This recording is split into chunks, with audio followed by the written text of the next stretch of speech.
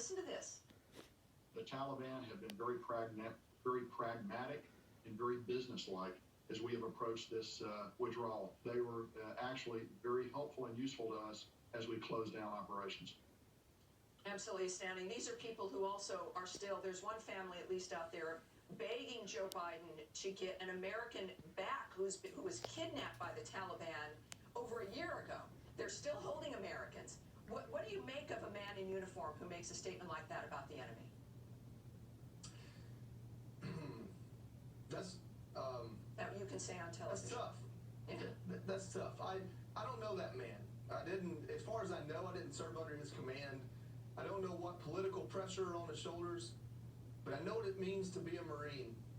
I know what it means to bleed with men and women, and to hold their hand when they're taking their last breath, and to do everything I can, everything in me. If it means walking down and leaning over a bomb and taking a damn good guess to keep them alive, even if that means I get blown into pieces, that's okay. And I tell you right now, I'd never look them in the face, even if the President of the United States, who was my boss at the time, told me to, and say some trash like that about the people trying to kill them. You can say that you are proud of this mission we just accomplished as far as airlifting 100,000 people out of a country that's about to go to ruin, but to go so far as to be a spin doctor for an organization that literally tortures people, oppresses them, and kills them, how dare you, and how dare you ever look troops in the face again and order them into combat? You don't deserve it. You just don't get to do that. You don't get to play both sides of the ball when you put that uniform on and you ask our 18 and 19-year-olds to go bleed and die for this country. Even if we're smart enough to know it's a cause that doesn't mean anything to you, and I don't mean to general, but to our politicians, even if we're smart enough to understand the politics behind it, we raise our right hand and we do it because we do it with honor, and we do it because we love this country, and we do it because even if it's some partisan war, if it can keep our enemy at bay for one more day, that's worth it. And how dare you think that you can lead troops and stand up there and speak glowingly about the people who have tried to kill us for 20 years?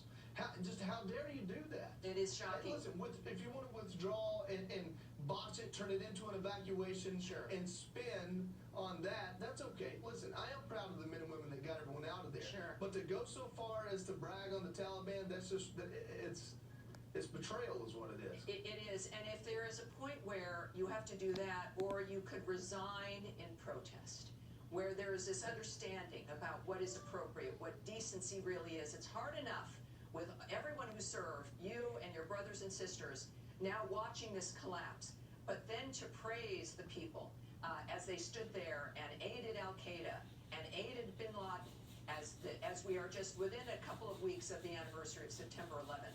It is remarkable. It is also, sir, I think you would agree with me, unacceptable. God bless you, Joey. It is an honor to be even remotely associated with you. Keep up the great work. I know, of course, prayers for you and for everyone. It is difficult, but we're strong people. We know there needs to be some changes, and you're in the forefront of reminding us why. Thank you, sir.